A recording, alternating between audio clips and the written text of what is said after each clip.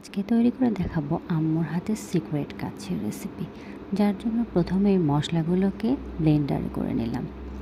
তারপর মাংসের মধ্যে একে একে করে মশলাগুলো দিয়ে দিব। প্রথমে টক দই দিয়ে দিলাম, আদা বাটা ও রসুন বাটা দিয়ে দিলাম,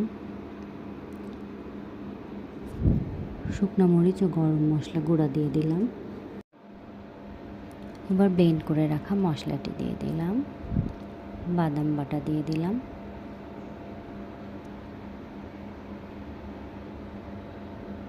পেঁয়াজ বেরেস্তা ও লবণ দিয়ে দিলাম। সবগুলো উপকরণ ভালো করে মাখিয়ে নিতে হবে।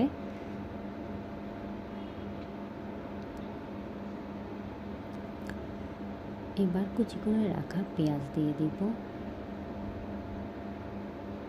পরিমাপ মতো তেল দিয়ে দিব, দিয়ে সবগুলো উপকরণ ভালো করে মাখিয়ে 1 ঘন্টার জন্য রেস্টে রেখে দেব।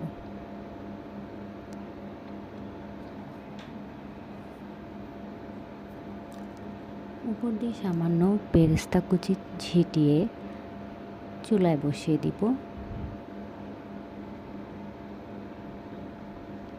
এবার ভালো করে মাংসটা কষিয়ে নিতে হবে।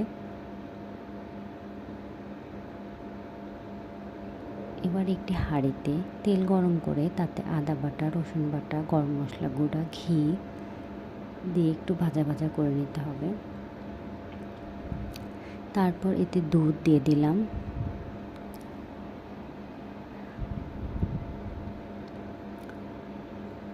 পরিমাপ মতো পানি দিয়ে ভালো করে পানিটাকে ফুটিয়ে নিতে হবে। তারপর এতে চাল দিয়ে দিব,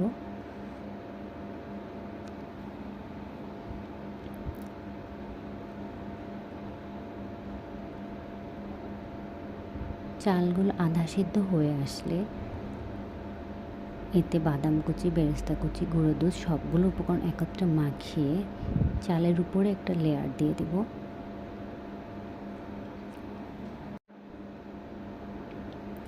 তার উপর এক লেয়ারে সুন্দর করে মাংসগুলো বিছিয়ে দিব।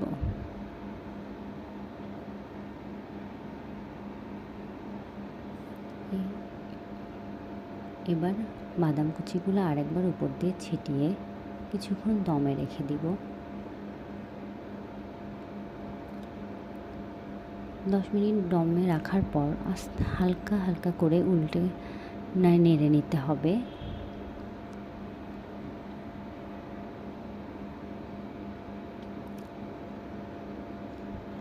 তৈরি হয়ে গেল মজাদার কাচ্ছি।